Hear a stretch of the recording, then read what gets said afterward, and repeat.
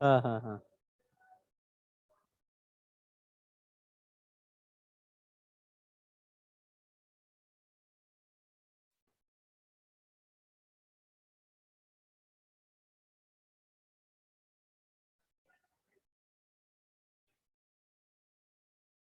बैठ जाओ।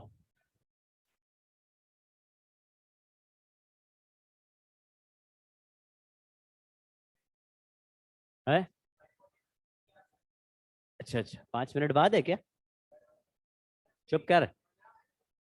5 मिनट। 5:33 हुआ है।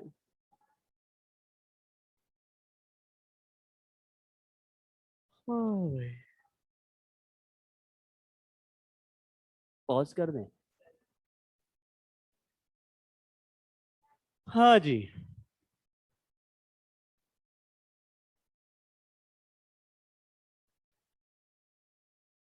अब फोन बैग में रख दो भाई।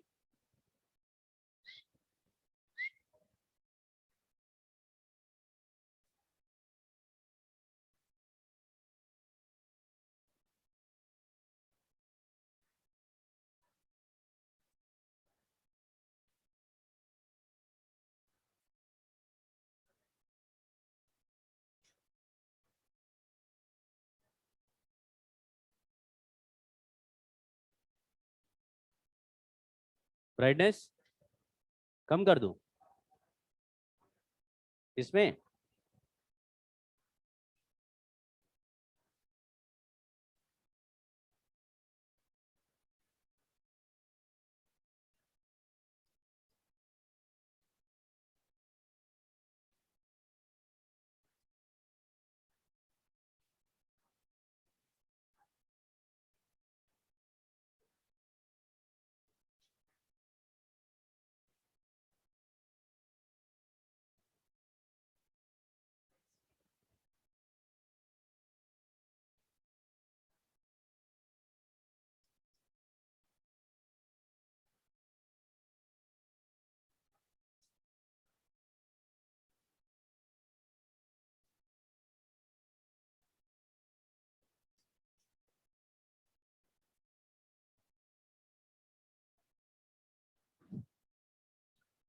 हाँ भाई।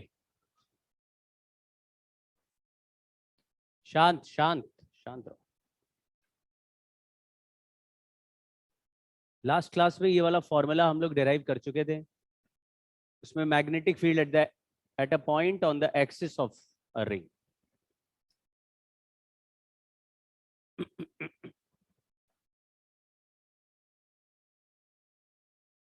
किसी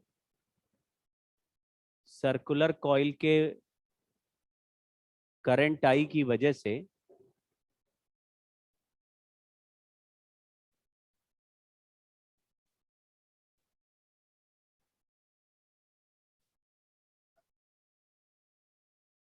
हाँ, मैग्नेटिक फील्ड का फंक्शन तो बन गया। अब उसका ग्राफ भी देख लो। एक बार इलेक्ट्रिक फील्ड का ग्राफ बनाया था, वो इंक्रीज होके डिक्रीज होता है, वो अलग टाइप का था। वो R/√2 पे मैक्सिमम आता था, याद है क्या? बट ये वाला इजी है। इसमें क्या, सेंटर पे मैग्नेटिक फील्ड मैक्सिमम है μ0I/2R, और दोनों साइड डिक्रीज हो रहा है।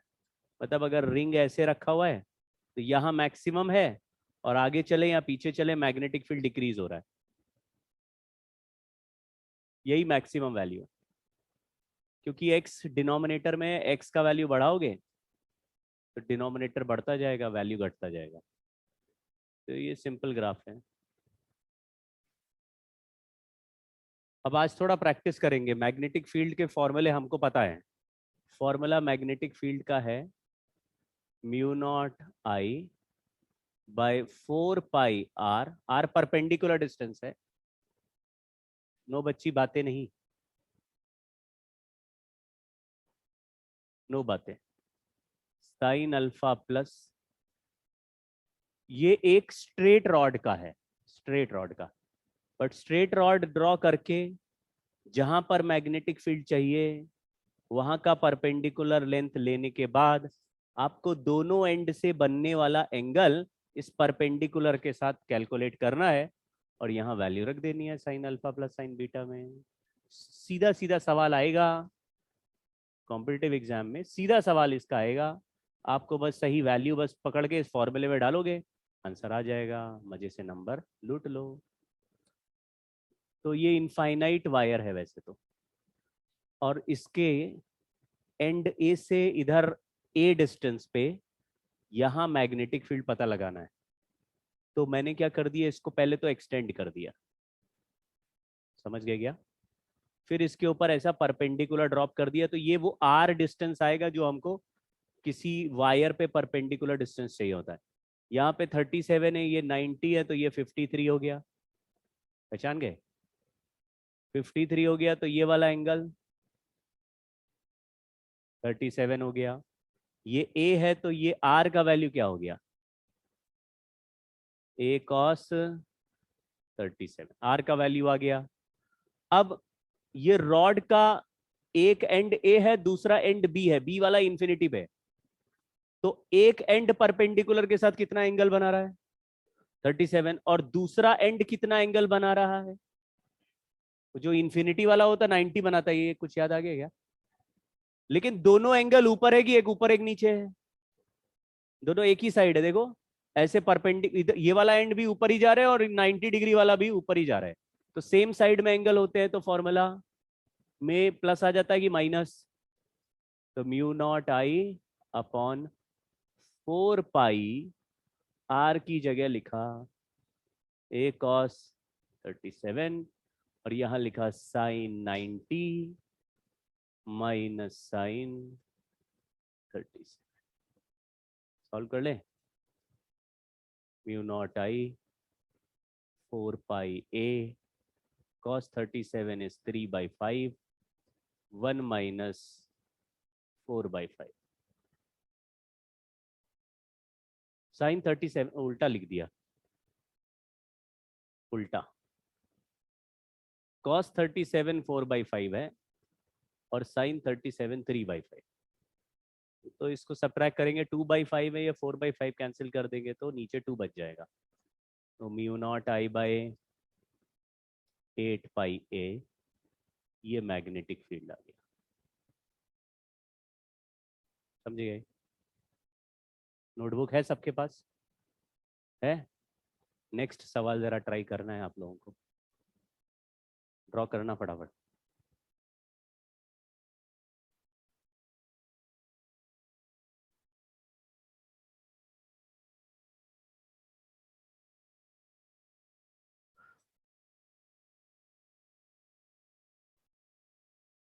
ऐसा करता हूँ, पहले ये क्वेश्चन कर लो, स्क्वायर है,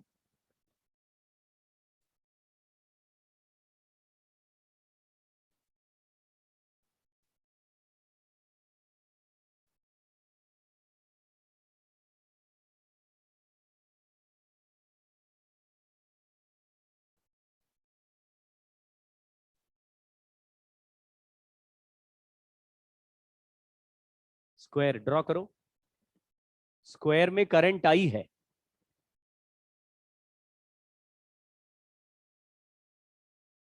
साइड ए है, मैग्नेटिक फील्ड सेंटर वाले पॉइंट पे निकालना है, ओ पे।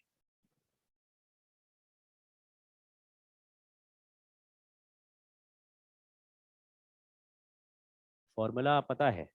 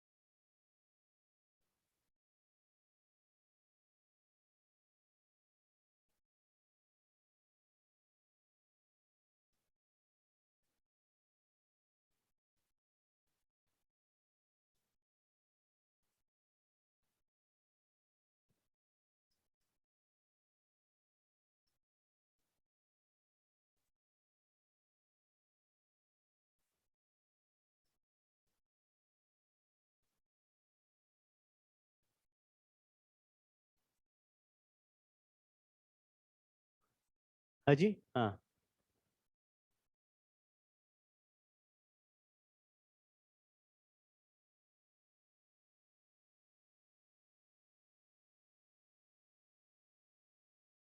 कोई बातें नहीं करो, सॉल्व करना है।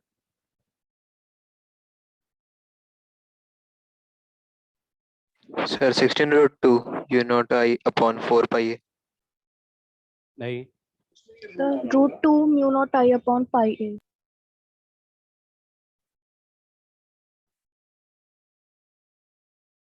हाँ जी,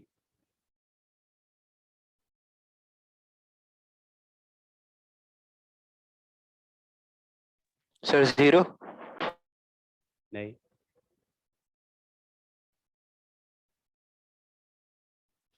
आर क्या है?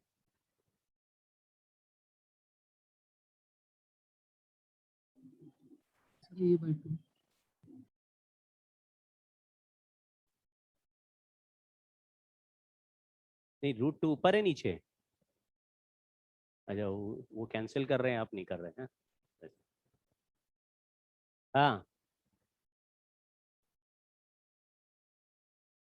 बातें नहीं करो, सॉल्व करो, बहुत सिंपल है, यही है। एक रॉड के मैग्नेटिक फील्ड का वैल्यू कैलकुलेट करने के लिए पहले तो रॉड को परपेंडिकुलरली ज्वाइन कर दिया ओ पॉइंट से, सर 2 रूट 2 उसका mu naught I upon A. Perpendicular, हाँ बिल्कुल ठीक, उसका परपेंडिकुलर का डिस्टेंस a/2 हो गया, यहां तक पहुंच गया। बहुत ही मुश्किल चीज किया ये हमने। फिर मैंने इसके एंड पॉइंट को भी ज्वाइन कर दिया, तो हमको ये एंगल 45 डिग्री और ये एंगल भी 45 डिग्री मिल गया। ठीक है, कमाल कर दिया है। फॉर्मूला लगाया एक साइड का मैग्नेटिक फील्ड निकालने के लिए, mu naught I bye 4 pi r, sign 45 है और फिर से साइन 45 है। ये तो बहुत टाइम पास करने के बाद लिख सकते हैं, एक साइड का आ गया ये। लेकिन एक लूप में सारे सारे के सारे सेगमेंट फील्ड हमेशा ऐड करते, अगर लूप के अंदर पूछा तो। आपको केवल करंट का सेंस पकड़ना है। इसमें ये जो करंट है सारा एक ही सेंस में फ्लो है, मतलब ये जैसे करंट मुझे क्लॉकवाइज लग रहा है, तो हर वायर में क्लॉकवाइज है लूप के पॉइंट ऑफ व्यू से, या किसी में एंटी क्लॉकवाइज भी है। तो जब तक क्लॉक एक ही सेंस चलता रहेगा, सारे के सारे एक ही डायरेक्शन में मैग्नेटिक फील्ड बनाते रहेंगे। किस डायरेक्शन में बना रहे मैग्नेटिक फील्ड? मैग्नेटिक फील्ड किस डायरेक्शन में बना रहे हैं, ऐसा सवाल अंदर। पूछो। हाँ, ऑप्शन है इनटू द प्लेन या out of the Into plane. the plane. Into the plane आ रहा है, आपने क्लॉकवाइज राइट हैंड घुमाया, थंब अंदर की तरफ जा रहा है, तो 1/√2 प्लस 1/√2 हो गया √2। ये 2 नीचे आ गया, म्यू नॉट आई √2 ऊपर 2 पाई a, और ये ऐसे √2 चल रहा है, करेक्ट है। ये तो हुआ एक वायर का मैग्नेटिक फील्ड, लेकिन हमको नेट मैग्नेटिक फील्ड चाहिए, तो हम 4 वायर का मैग्नेटिक फील्ड ऐड करेंगे, लेकिन चारों एक जैसे हैं, डिस्टेंस बराबर है, सब कुछ एंगल भी सेम, तो आंसर आ गया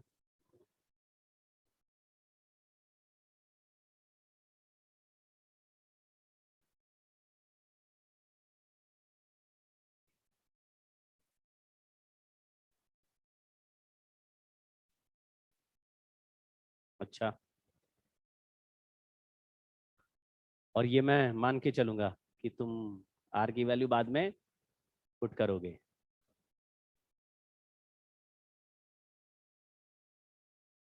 फिर ऐसे तो कुछ भी वैल्यू बोलोगे आंसर सही हो जाएगा। सर मैंने आई की वैल्यू अलग डाल दी थी, कुछ भी आंसर बोल सकते हो।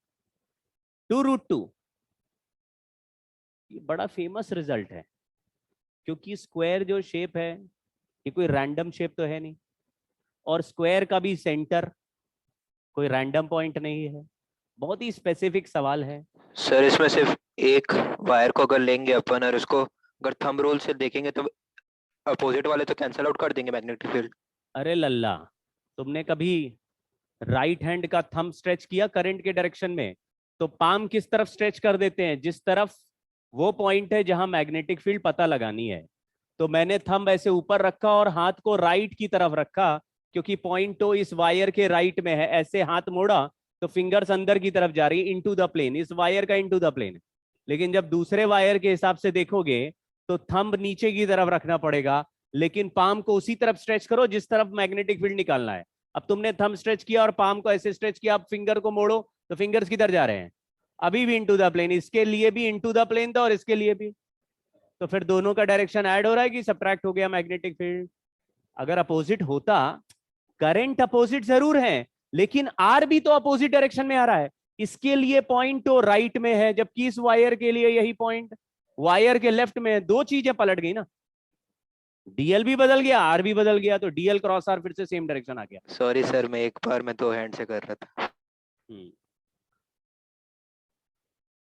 ये लगाया राइट हैंड रूल, उससे लगाया लेफ्ट हैंड।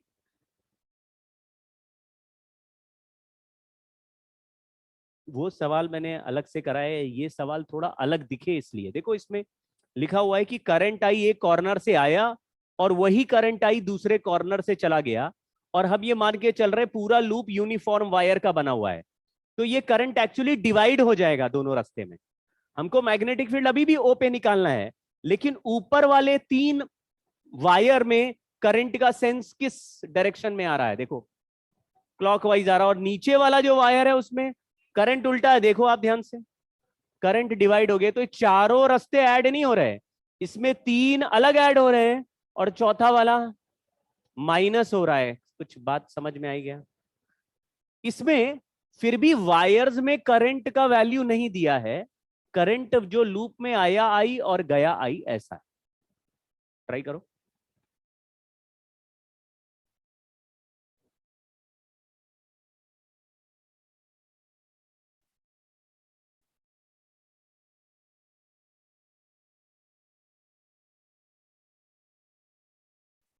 बिल्कुल फॉर्मूला बेस्ड चैप्टर है। अगर ये सब जो हम लोग कर रहे हैं क्वेश्चन, इसकी आपको समझ आ गई तो ये चैप्टर में लीस्ट मेहनत करनी है, बिल्कुल फ्री के नंबर देगा।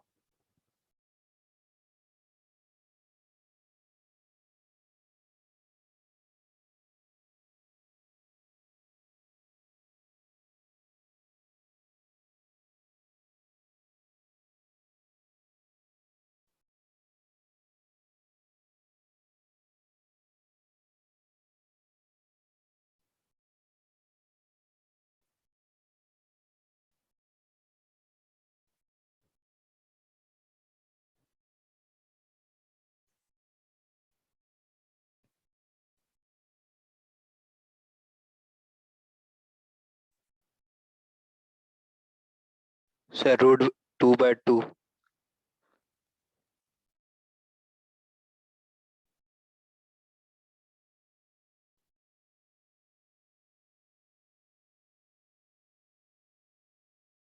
ये जो डायग्राम है, ये लूप जो है यूनिफॉर्म वायर का है।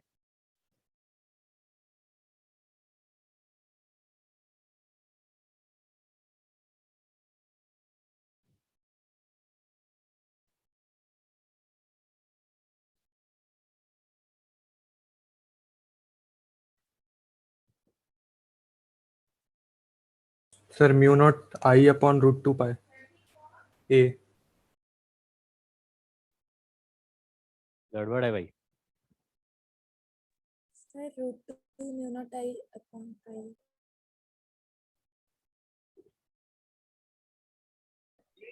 Sir, 5 mu naught I upon 2 root 2 pi a. Sir mu naught I upon √2 पाई है। गड़बड़, मामला गड़बड़ है। देखो कैसे करंट कैसे डिवाइड सर होता रूट है। 2 mu naught I upon pi है। आप ध्यान दे रहे होगे, आप जैसे ऑनलाइन से भी आंसर आ रहा है और ऑफलाइन से भी आंसर आ रहा है, मैं आंसर में नंबर सुन तक नहीं रहा हूं, समझ रहे हो? सुन भी नहीं रहा हूं नंबर, क्योंकि सर इसका 0 आंसर होगा। ही 0 है। थोड़ा दिमाग लगाओ। अभी एक चैप्टर हमने किया इससे पहले करंट इलेक्ट्रिसिटी, कि एक करंट आए और दो रास्ते में डिवाइड हो जाए, तो वो पाथ किस में होते हैं? पैरेलल में होते हैं। पैरेलल में मतलब ये अलग रास्ता पैरेलल हो गया, ये इसमें से एक रास्ते का रेजिस्टेंस दूसरे रास्ते से ज्यादा लग रहा है मुझे। कैसे पता चल रहा है? क्योंकि रेजिस्टेंस का फॉर्मूला क्या होता है? रो एल बाई, और ये क्या लिखा हुआ है यहाँ पे? यूनिफॉर्म वायर का मतलब क्या होता है? रो और ए सेम है सारी जगह, रो और ए सेम है, यानी रेजिस्टिविटी और क्रॉस सेक्शन एरिया सेम, तभी यूनिफॉर्म वायर, एक जैसा वायर है। तो जिसका लेंथ ज्यादा हुआ, क्या होगा? Ratio of resistance. Hello hello hello, कहां झुके जा रहे हो? क्या कमर पकड़ रहे हो उसकी? एक तो मुझे हरकत नहीं समझ में आ रही, लड़के तो बिल्कुल ही बिगड़ते जा रहे हैं।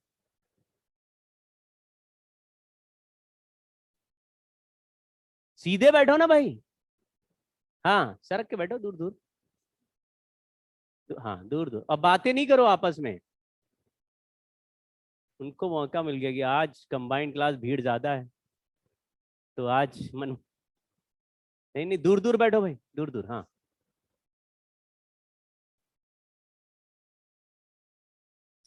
ध्यान इधर है, हंसो नहीं। तुम्हारी तो तबीयत गड़बड़ थी, अब ठीक लग रहा है तो हंस रही हो। शांत रहो, इधर ध्यान दो भाई, ध्यान दो। यहाँ पे रेजिस्टेंस ज्यादा हो गया, अगर रेशियो पूछे तो कितना? 3:1, करंट किस रेशियो में डिवाइड हो जाएगा? 1:3. तो यहाँ पे करंट लिख दिया, तो जो मैं I by लिखूंगा वही 4. बोलते जाओगे। I/4. करंट लिख दिया, आई तो यही है, आई I/4. बाय 4।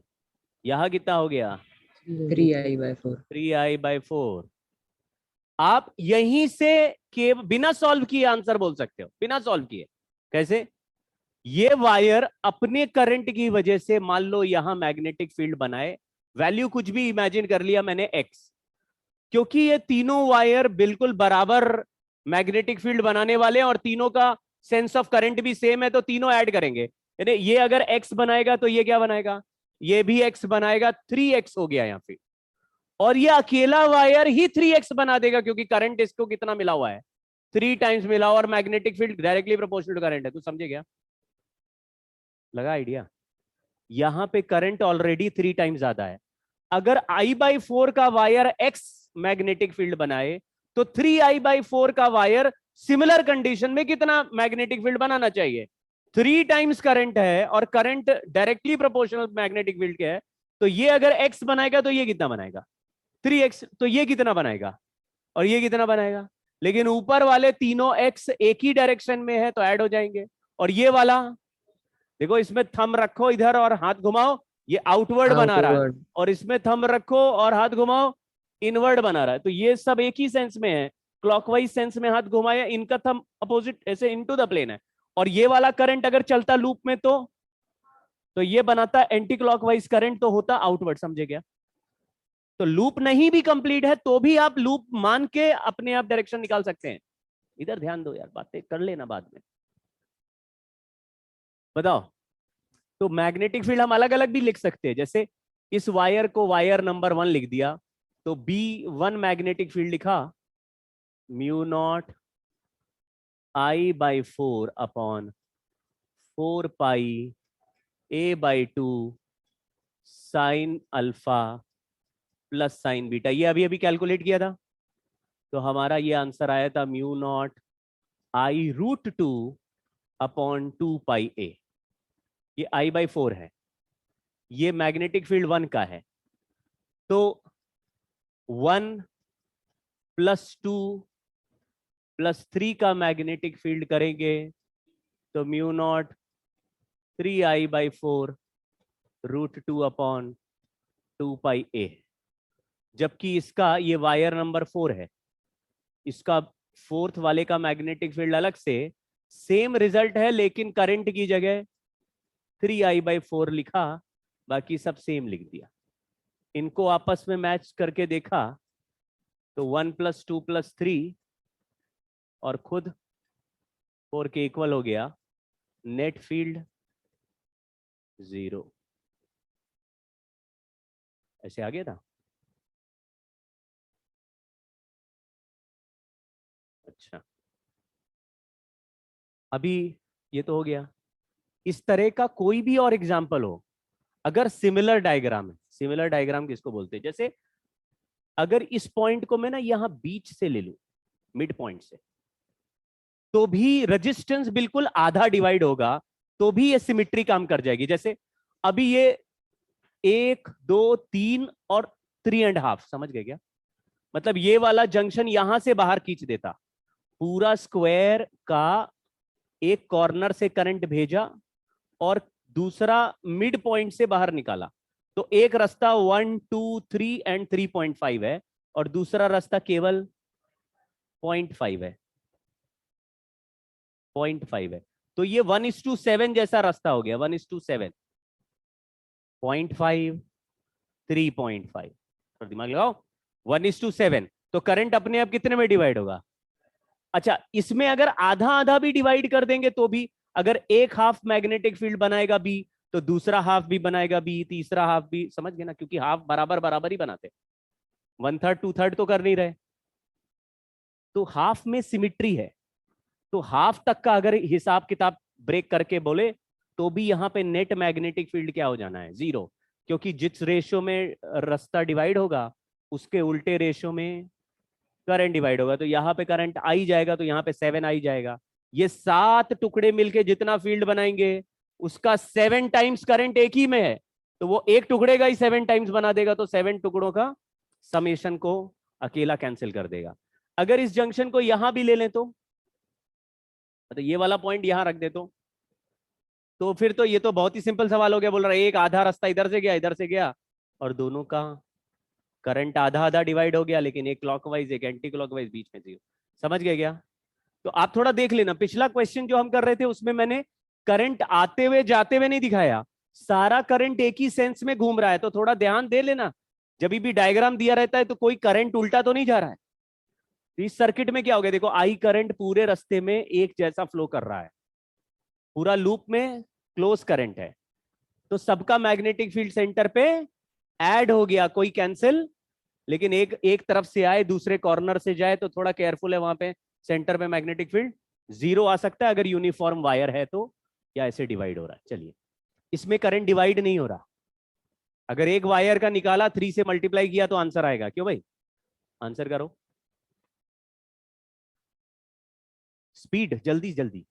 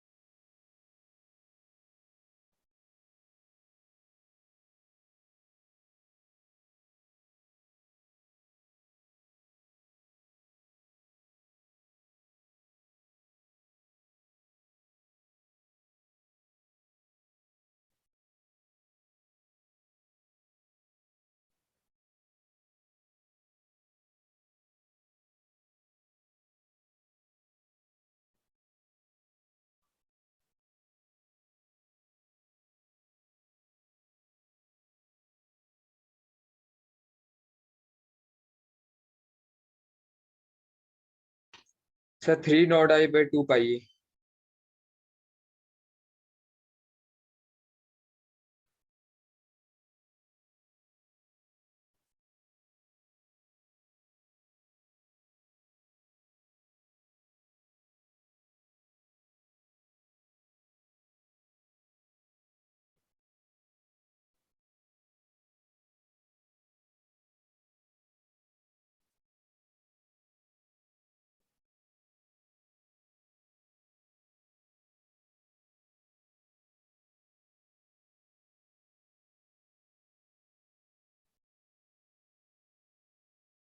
एक वायर का आया ये, ऐसा आ रहा है। Yes, sir. Net magnetic field के लिए 3 से मल्टीप्लाई कर देंगे।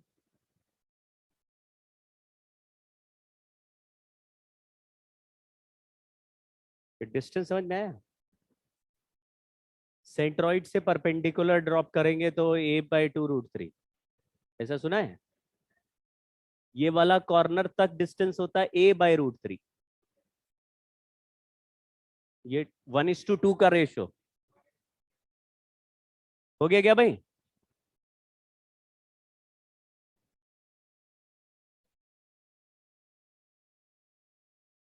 इस क्वेश्चन में सिमिट्री है। इस डॉटेड लाइन पर ये यहां पर एक पॉइंट O है जहां मैग्नेटिक फील्ड कैलकुलेट करना है, और ये पॉइंट O का इस कॉर्नर A से जो डिस्टेंस है वो D दिया हुआ है।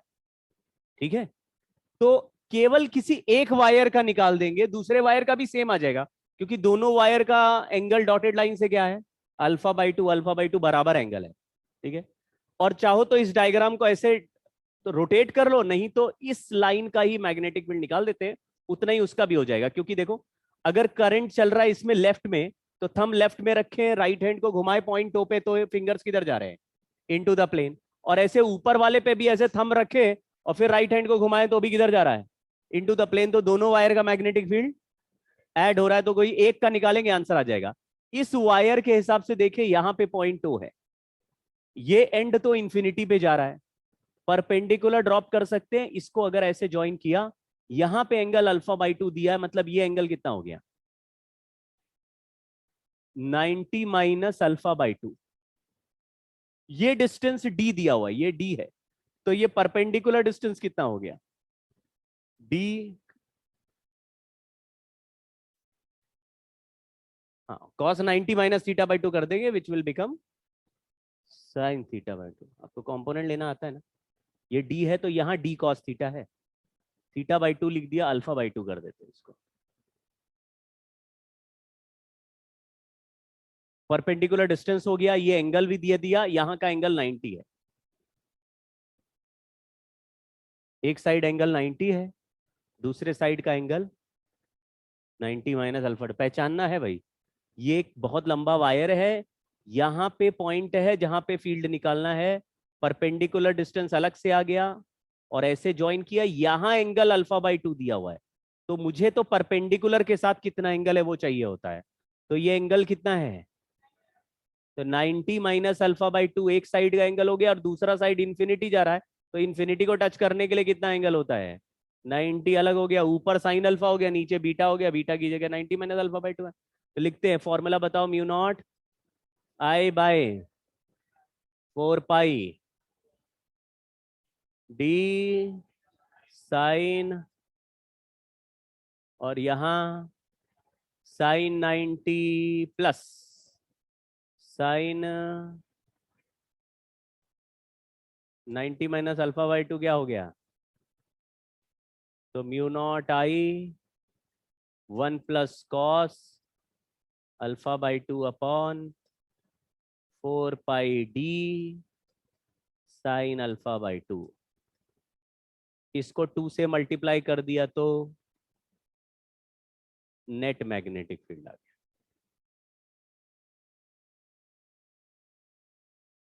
जैसे जैसे फॉर्मूला क्लियर, मतलब पकड़ में आता जाएगा, स्पीड बढ़ती जाती है। लेकिन इसको थोड़ा और सॉल्व कर सकते हैं। कोई ट्रिग्नोमेट्री जानता है? 1 प्लस कॉस थीटा को 2 कॉस स्क्वायर थीटा/2 लिख सकते हैं, और साइन थीटा को 2 साइन थीटा/2 कॉस थीटा/2 लिख सकते हैं। ऐसा कभी सुने हो? Yes sir. Yes, sir.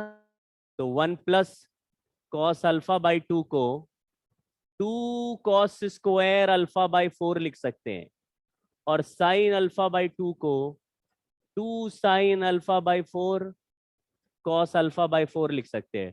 2 से 2 हटाया, कॉस से कॉस हटाया, कॉस अल्फा/4 अपॉन साइन अल्फा/4, ये हो गया।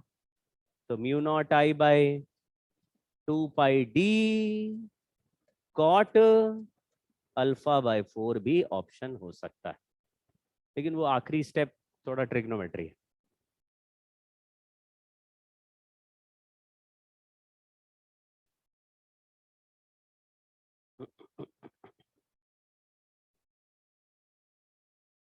देखो भाई, लिखा find magnetic field at centre O, centre of n sided polygon with total length 2 pi are.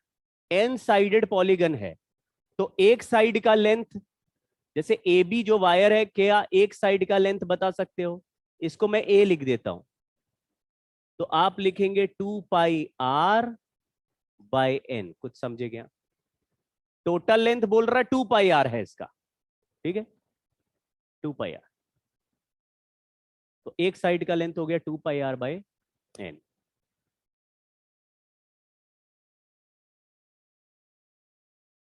इसका ये जो एंगल है, ये एंगल का वैल्यू भी 2 पाई बाय एन हो गया। चलिए कोशिश करते हैं। और यहां से अगर परपेंडिकुलर ड्रॉप कर दे तो ये लेंथ हो जाएगा a बाई 2।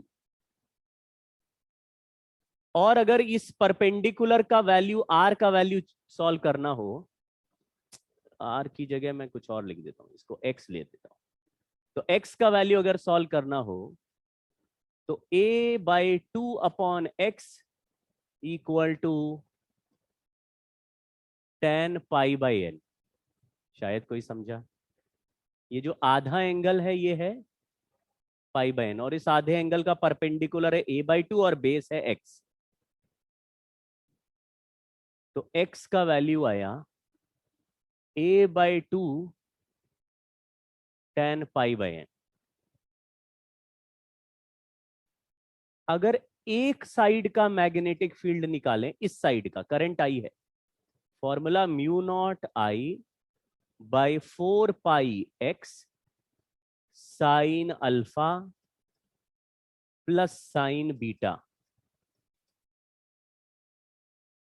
आप साइड देख लो, ये साइड है, ये इसके बीच परपेंडिकुलर डिस्टेंस x है, यहां से देखा तो एंगल पाई बाई एन है, इस कॉर्नर का भी एंगल पाई बाई एन है। तो वायर की वजह से किसी पॉइंट पर फील्ड निकालते हैं तो परपेंडिकुलर डिस्टेंस आर यहां लिख देते हैं, और दोनों साइड परपेंडिकुलर से जो एंगल है उसको sign alpha plus sine beta में लिख देते हैं। नहीं करो नाटक। पर तुमको तो यार हर क्लास में डांटता हूं मैं, ग्रीन टी शर्ट, कुछ बोल ही नहीं रहे हो।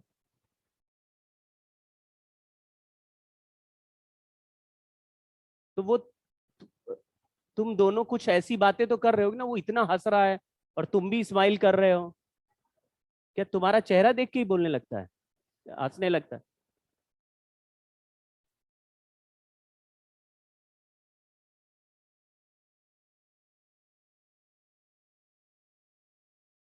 ध्यान इधर दो भाई, इतना कहना ही पड़ जाए बड़ी शर्म की बात है।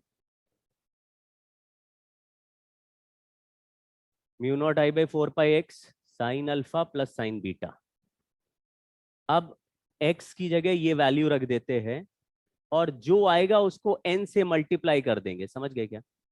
तो n into mu not I by 4 pi, x की जगह लिख रहे a by 2 tan pi by n into 2 sine pi. tan भी ऊपर ही चला जाएगा और ये 2 2 और 4 कैंसिल हो जाएगा। तो n mu naught I upon pi, a को लिख दिया 2 पाई r बाय n, और आगे हो गया sine pi by n into tan pi by. Sir angle 2 pi by n कैसे हुआ? अगर एक पॉलीगन में n साइड्स हो, n 1 2 3 ऐसे n साइड्स हो, और सेंटर पे सभी को ऐसे इक्वल एंगल बनाते हुए मैं देखूं, तो सेंटर पे टोटल एंगल कितना होता है? अच्छा 360 बोलते रहो अभी भी।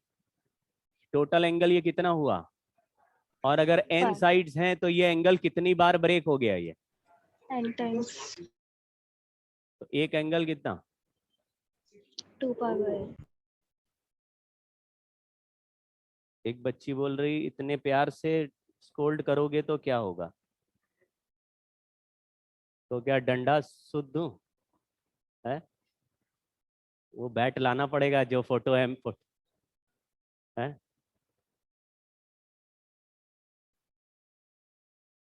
सर वो तो बच्चों वाला प्लास्टिक का बैट दिख रहा था। आओ बेटा, तुम कहाँ से बोल रहे हो? भिलाई से बोल रहे हो? नेक्स्ट क्लास में आना, दिखाता हूँ तुम्हें। कह रहे वो जो फोटो में मेरे बैट है वो प्लास्टिक का बच्चों वाला बैट, वो बेसबॉल बैट है। वो ऐसा दिख रहा है कि वो वैसा है, बेसबॉल बैट है। सर आप बेसबॉल खेलते हैं? खेलते नहीं, उसी से पीटते हैं भाई।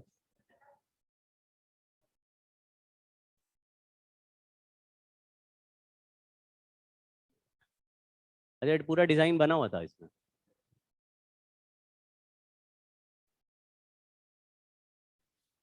अब इसमें क्या है कि ये सवाल ऐसा है, इतना n के टर्म्स में और ये सब 2 पाई आर ये दिया हुआ है। एक्चुअली ये क्वेश्चन जिस बुक में है उसमें टेस्टिंग भी कराते हैं कि अगर n टेंडिंग टू इंफिनिटी हो जाए, n टेंडिंग टू इंफिनिटी हो जाए, तो ये रिजल्ट कुछ ऐसे टर्म में कन्वर्ट हो जाएगा जो बहुत ही देखा सुना आपका है, बहुत ही देखा हुआ रिजल्ट हो जाएगा आपका। तो n टेंडिंग टू अगर इसमें इंफिनिटी रख दूं तो क्या आंसर आना चाहिए? 0। हाँ, बहुत सही बोल रहे हैं, बिल्कुल सर्कल में कन्वर्ट हो जाएगा। क्योंकि सर्कल देखो पूरा लेंथ कितना दिया हुआ है इसका, 2 पाई आर, और उसमें इनफाइनाइट साइड्स बैठा दें, इसका मतलब है हर साइड का लेंथ क्या हो जाएगा? बहुत छोटा। तो सर्कल में कोई भी बहुत छोटा सेगमेंट देखते हैं तो वो ऑलमोस्ट स्ट्रेट लाइन जैसा दिखता है। तो इनफाइनाइट छोटे छोटे सेगमेंट को मिला के अगर ऐसे कर्वेचर देखें और इनफाइनाइट सेगमेंट्स हो तो वो एक्चुअल शेप किस में कन्वर्ट हो जाएगा? कि अभी लिमिट्स वगैरह पढ़ा हुआ गया आपने मैथ्स वालों, पढ़ा है? तो यहाँ पे साइन पाई बाई एन है, ये एंगल बहुत ही स्मॉल हो गया क्योंकि एन टेंडिंग टू इंफिनिटी डालेंगे। यहाँ पे जो एन स्क्वायर है उससे मैं डिवाइड करने वाला हूं, तो ये ऐसे हो जाएगा म्यू नॉट, ये पाई 2 बार लिख दिया sorry, mu not I by 2 pi r, और यहाँ पे है sine pi by n divided by 1 by n, tan pi by n divided by, sir नीचे भी पाई बाय एन होगा ना? हाँ, तो पाई स्क्वायर कहाँ गायब हो गया? कहीं पाई गायब हो गया क्या हमारा?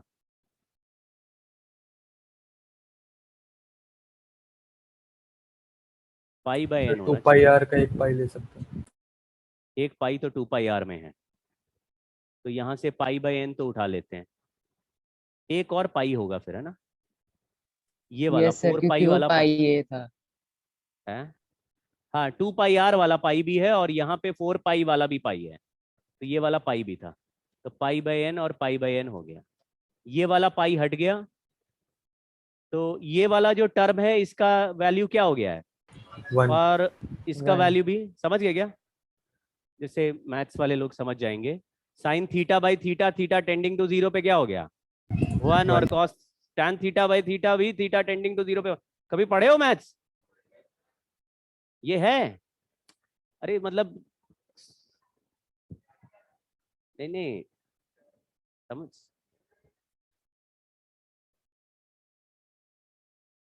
जो मैथ्स पढ़ते हैं उन्हीं से ही सवाल पूछ रहे हैं, क्योंकि वो भी मैथ्स नहीं पढ़ रहे ना।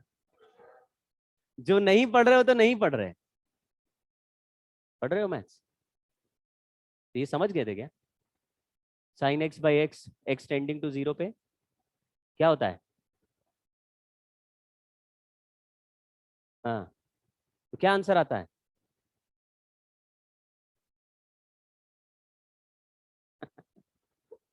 नहीं नहीं, सवाल था sine x upon x, limit x tends to 0, sine x by x का वैल्यू क्या आएगा? पागल, पढ़ाया जाता है मैथ्स में यार। कौन है मैथ्स वाला? तुम हो? पढ़ाया जाता है कि नहीं? अब बायो वालों को भी पता चल गया। लेकिन ये बचपन में फिजिक्स में भी पढ़ाया जाता था। मैं बोलता था कि साइन थीटा में थीटा बहुत स्मॉल हो जाए तो क्या कर दो? साइन हटा दो, क्या बचेगा आंसर में? थीटा बचेगा। ये कब लिखते थे? Sine theta is equal to theta, theta बहुत स्मॉल है तो थीटा से डिवाइड कर दो कि लल्ला, तो क्या आएगा? 1 आ जाएगा, है ना? कब? यही यही यही बात हो रही। खैर, तो अगर पिछला वाला क्वेश्चन में देखोगे तो ये आंसर अपने आप कन्वर्ट होके n टेंड्स टू इंफिनिटी पे mu not I bye 2r हो जाएगा। ये किसके फील्ड से मैच करेगा? सर्कल के सेंटर पे फील्ड से मैच करेगा। चलिए,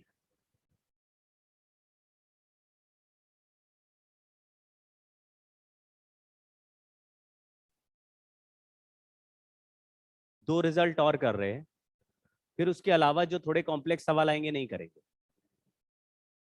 वो फिर किसी एडिशनल क्लास में करेंगे, क्योंकि बहुत कॉम्प्लेक्स सवाल आते नहीं है अब, तो उसको एडवांस के पॉइंट ऑफ व्यू से करेंगे। ये सवाल भी थोड़ा ऊंचा ही है, लेकिन इसका आंसर याद करके जाएंगे हम लोग। ये दो वायर आपस में पैरेलल हैं, ऐसे दो वायर, और करंट का डायरेक्शन भी दोनों में सेम है। बाद में इसमें करंट का डायरेक्शन एक में अपोजिट कर देंगे, मतलब इसमें इनटू द प्लेन होगा और इसमें, तो दो रिजल्ट हैं। ये बहुत ही फेमस केस है। दो वायर ऐसे पैरेलल रखे और मैग्नेटिक फील्ड कहाँ निकाल रहे हैं, देखो उनके प्लेन के परपेंडिकुलर में किसी पॉइंट पे, ठीक है। वैसे तो 3 मीटर 4 मीटर दे दिया, ये 5 मीटर हो गया, ये वैल्यू इजी है। हम इस वैल्यू के अलावा आंसर बना रहे हैं, तो इस वैल्यू को मैं लिख देता हूं, यहां से दोनों वायर के बीच का जो गैप है उसको लिख देता हूं 2a। मतलब ये डिस्टेंस को भी a लिख देंगे और इस डिस्टेंस को भी a लिख देंगे, और इसको हाइट h लिख देते हैं। तो अगर आप डायग्राम देखेंगे तो आपको ये वायर्स ऐसे दिखेंगे, दिखे क्या? ये दोनों का डायरेक्शन ऑफ करंट सेम है, और इनके प्लेन के परपेंडिकुलर में h हाइट पे यहां पे हमें मैग्नेटिक फील्ड निकालना। दोनों वायर का लेंथ कितना है? इनफाइनाइट है।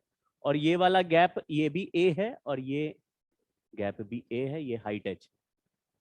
दिख गया कैसे पता लगा रहे हैं? दो वायर बीच मिड पॉइंट से परपेंडिकुलर ऊपर, समझ गए क्या? पहचान गए डायग्राम? ठीक है, तो एक एक करके कैलकुलेट करेंगे। इस वायर की वजह से यहां मैग्नेटिक फील्ड निकालना हो तो ये डिस्टेंस तो मुझे पता चल जाएगा, r का वैल्यू हो जाएगा √of a² प्लस h²।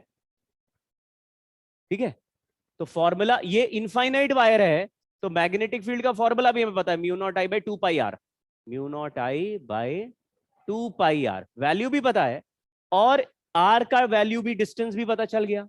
लेकिन डायरेक्शन ऑफ मैग्नेटिक फील्ड किधर होगा? इसका इनटू द प्लेन करंट है। बनाओ बनाओ, घुमाओ हाथ घुमाओ, हाँ। क्लॉकवाइज एंटी क्लॉकवाइज नहीं है, आपको डायरेक्शन बोलना है। मतलब कोई भी डायरेक्शन क्लॉकवाइज नहीं होता, क्लॉकवाइज में ही हजारों डायरेक्शन होते हैं।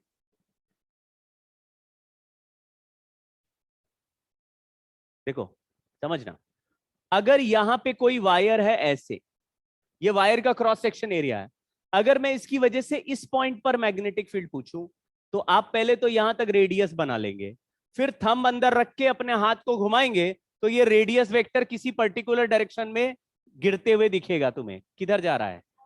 तो डाउनवर्ड जा रहा है, तो आपने इधर मैग्नेटिक फील्ड बना देना है। अगर मैं इस पॉइंट पे पूछूं तो आप ये जो रेडियस ड्रॉ करेंगे इसके परपेंडिकुलर, ये सारे अब सेम सेंस में चलेंगे। अगर यहां पूछूं तो ऐसे, तो इसके परपेंडिकुलर ही रहेगा भाई, टेढ़ा नहीं जा सकता। थंब लगाया, हाथ घुमाया, तो ये सारे रेडियस वेक्टर आपको अब जिस डायरेक्शन में भी रहोगे उसके परपेंडिकुलर में टेंजेंट लगता हुआ दिखेगा। अब यही बात उसमें करो और ए पॉइंट पर ऊपर मैग्नेटिक फील्ड का डायरेक्शन लिखना है। करो ट्राई, बताओ।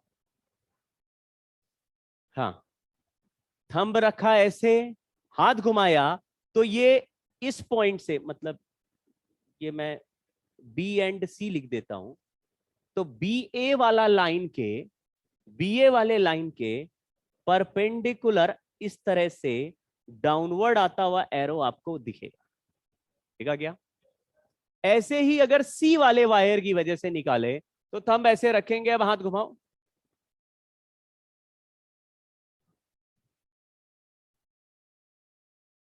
इसके देखो ये किस सेंस में घूमने वाला है। ऐसा थंब अंदर रखा, क्लॉकवाइज घुमाए ना, तो क्लॉकवाइज सेंस में इस रेडियस के परपेंडिकुलर लाइन ड्रॉ करोगे तो डाउनवर्ड कैसे आ जाएगा? इस लाइन के परपेंडिकुलर जाएगी ना भाई, दिखा।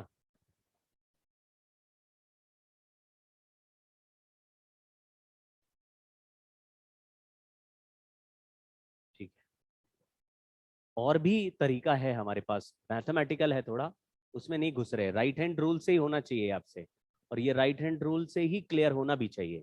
अगर मैं ये डायरेक्शन में थंब ऐसे रखूं और राइट हैंड घुमाऊं, तो यहाँ से जो रेडियस वेक्टर चल रहा है उसके परपेंडिकुलरली ऐसे नीचे की तरफ दबता हुआ, और एक वेक्टर ऐसे ऊपर की तरफ उठता हुआ चलेगा। तो मुझे बताइए कि अगर मैं यहाँ एंगल थीटा अज्यूम कर लूं, और ये लाइन और इस लाइन के बीच में टोटल एंगल 90 है, ये थीटा है, तो ये कितना एंगल हुआ? अब मैं एक हॉरिजॉन्टल लाइन बना रहा हूं जो इस वायर के प्लेन के पैरेलल है, यहाँ पे थीटा है, ये 90 है, तो यहाँ पे एंगल, सॉरी ये थीटा है, ये 90 माइनस थीटा है, तो ये कितना हो गया? तो फिर से थीटा, ये वर्टिकल है, ये हॉरिजॉन्टल वर्टिकल के बीच में 90 होता है, ये 90 माइनस थीटा है, ये थीटा हो गया। तो बी का कौन सा कंपोनेंट सामने आने वाला है? और वर्टिकल में ऐसे ही यहां पर भी थीटा बन जाएगा अपने आप सिमेट्री से। तो कौन सा कंपोनेंट इनमें ऐड होने वाला है और कौन सा कटने वाला है? कॉस कॉस वाला वाला ऐड होगा। ऐड हो जाएगा। अब ये सब बात हटा देते हैं, कॉस वाला ऐड हो गया तो सॉल्व कर लेते हैं। तो क्योंकि दो ही वायर है और दोनों का कॉस थीटा वाला कंपोनेंट ही ऐड होने वाला है। अल्ले, अच्छा बच गया।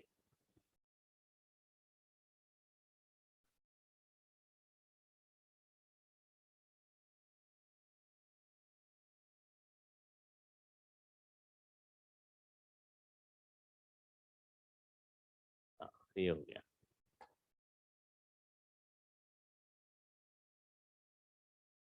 चलिए तो देखें आगे, शायद एनिमेशन होगा इसमें। B1 दिखाई दिया? ये B1 इस वायर नंबर 1 की वजह से बन रहा है, और वायर 1 से ज्वाइन किया हुआ लाइन जो A के साथ है उसके परपेंडिकुलर है। और ये डायरेक्शन में दो ही ऑप्शन थे, अगर करंट आउटवर्ड लेते तो आप ऐसा एंटी क्लॉकवाइज घूमता देखते तो इसी डॉटेड लाइन के परपेंडिकुलर ऊपर जाता, ऊपर नहीं तो नीचे आ रहा है। इसमें थंब इनटू द प्लेन है, हाथ घुमाया तो नीचे जा रहा है, जो रेडियस वेक्टर है उसके परपेंडिकुलर इसी प्लेन में सर्कल बनेगा। आप लोगों को थोड़ा प्रैक्टिस करनी पड़ेगी, जब भी वायर का क्रॉस सेक्शन एरिया दिखे तो वायर के चारों तरफ बस सर्कल बनने वाला है। अगर ये वायर का क्रॉस सेक्शन एरिया दिख रहा है तो मैग्नेटिक फील्ड वायर के चारों तरफ सर्कल सर्कल बनेंगे। अगर किसी, जैसे ये अभी वायर में करंट किस तरफ है, तो थंब अंदर की तरफ रखा तो सर्कल किस सेंस में घूमेगा? तो क्लॉकवाइज सेंस में हर जगह डायरेक्शन जाने वाला है। अगर तुमने पूछा इस पॉइंट पर मैग्नेटिक फील्ड का डायरेक्शन बताओ, तो तुम इस पॉइंट के ऊपर टेंजेंट बना दो। इस पॉइंट पे पूछा जाए तो इधर टेंजेंट बना दो, इस पॉइंट पे पूछेगा तो इधर टेंजेंट बना दो, जिस पॉइंट पर पूछ रहा है उधर ही रेडियस के परपेंडिकुलर। ऐसे ही आपको थोड़ा इमेजिन करना है। तो क्रॉस सेक्शन एरिया दिखा, हमने ये थंब अंदर रखा, हाथ घुमाया, ये नीचे गया, इसमें थंब हाथ इनटू द प्लेन रखा, हाथ घुमाया, तो ऐसे इस डॉटेड येलो लाइन के परपेंडिकुलर ऊपर की तरफ मैग्नेटिक फील्ड भागेगा। अब इन दोनों मैग्नेटिक फील्ड के एंगल के हिसाब से थीटा एंड थीटा दो कंपोनेंट आ जाएंगे। तो यहां पे नेट मैग्नेटिक फील्ड कितना चलने वाला है? 2b cos theta. अब b का वैल्यू पहले लिखते हैं, mu not I by 2 pi r, r की जगह under root of a square plus h square. समझ गए क्या? ये लेंथ को a मान लिया है और हाइट को h, इनटू कॉस थीटा अलग से। इस राइट एंगल ट्राइंगल में कॉस थीटा का वैल्यू निकालें तो बेस अपॉन हाइपोटेनियस हो जाएगा, करेक्ट? बेस की जगह h है, थीटा ऊपर लिया है, लिख देते हैं, 2 से 2 काट दो, mu naught I by pi, यहां पे आया h, यहां आया ए स्क्वायर प्लस एच स्क्वायर।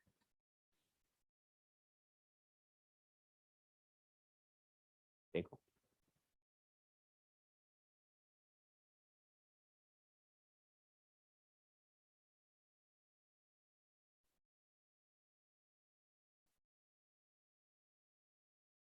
ठीक है,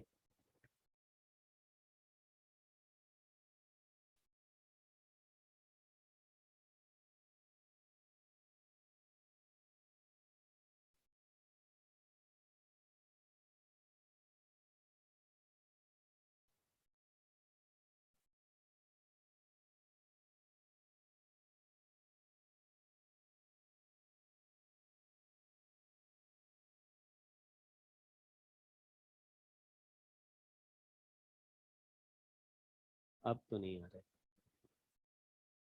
मतलब आप जो पेपर का पिछले 2-3 साल से जो क्वालिटी है वो काफ़ी नीचे जा रही है, तो अब मैंने देखा नहीं ऐसे सवाल, लेकिन ये क्वेश्चन जो है पहले आ चुका है, ये वाला सवाल।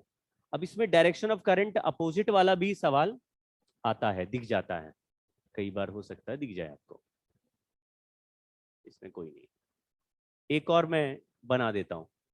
एक वायर में करंट इनटू द प्लेन है, दूसरे वायर में current out of the plane है, दोनों के बीच का डिस्टेंस 2a है। यहां से h हाइट पर मैग्नेटिक फील्ड पता लगाना है। लेकिन अभी सेम लॉजिक से अगर बिना सॉल्व किए आंसर लिखना चाहे तो डायरेक्टली भी लिख सकते हो। अगर पहला आंसर तुम्हें पता चल गया तो ये दूसरा आंसर तुरंत आ जाएगा। ये बताओ इस बार कौन सा कंपोनेंट ऐड होना चाहिए?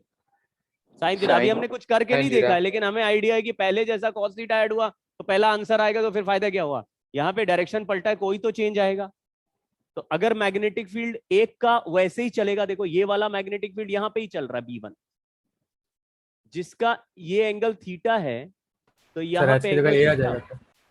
लेकिन इधर थंब ऊपर की तरफ रखेंगे और हाथ घुमाएंगे तो दूसरे का मैग्नेटिक फील्ड इधर थीटा एंगल पे नीचे आ जाएगा। आपको दिखा? इसमें थंब इनटू द प्लेन ऐसे गिरा रहे हैं, इसमें thumb out of the plane है, इसमें भी नीचे ही गिर रहा है, ये वेक्टर नीचे गिरा, थीटा एंगल उधर भी आ गया, इसको B2 लिख दिया। तो अभी B1 और B2 का कॉस वाला कंपोनेंट, तो यहाँ पे साइन थीटा किधर बन रहा है? नीचे की तरफ बनेगा या ऊपर बनेगा? वो डिपेंड करता है, इधर क्रॉस है इधर डॉट है, अगर डॉट वाला इधर लिखे क्रॉस वाला इधर लिखे तो ऊपर निकल लेगा। तो ऐसे कोई डायरेक्शन रटने की जरूरत नहीं, वो अलग से देखना पड़ेगा। लेकिन अभी हमारा नेट मैग्नेटिक फील्ड में कौन सा आंसर आना चाहिए? 2b sine theta. अब बाकी सारे टर्म सेम है, लेकिन साइन थीटा का वैल्यू लिखेंगे तो न्यूमरेटर में क्या चीज आ जाएगी? पहले आया ए आ जाएगा। हाँ, h की जगह क्या आ जाएगा? सेम आंसर लिख रहे हैं, mu not I by pi A square plus h square और ऊपर ए। ये हमारा नेट मैग्नेटिक। मतलब एक रिजल्ट में थोड़ा दिमाग में है कि सेम डायरेक्शन करंट होता है तो एच है न्यूमरेटर में, और दूसरे आंसर में ए है। बहुत रटने की जरूरत नहीं है, लेकिन हाँ जब एग्जाम आता है तो जितने सर result दोनों ही नो तब भी एच ही आएगा। बोले तो हाँ बिल्कुल सही। सेम डायरेक्शन करंट है तो एच ही आएगा। सेम डायरेक्शन करंट है दोनों में। अगर current out of the plane होता, इधर भी आउट ऑफ द प्लेन होता, इधर भी आउट ऑफ द प्लेन होता, तो इसका मैग्नेटिक फील्ड भी ऐसे नीचे बनाते और इसका भी अरे ऐसे करके नीचे बनाते, ऐसे वाला। तो बी कॉस थीटा इधर की जगह बी कॉस थीटा दूसरी साइड आ जाता। समझ गए क्या? एक बार ट्राई करके देख लेंगे।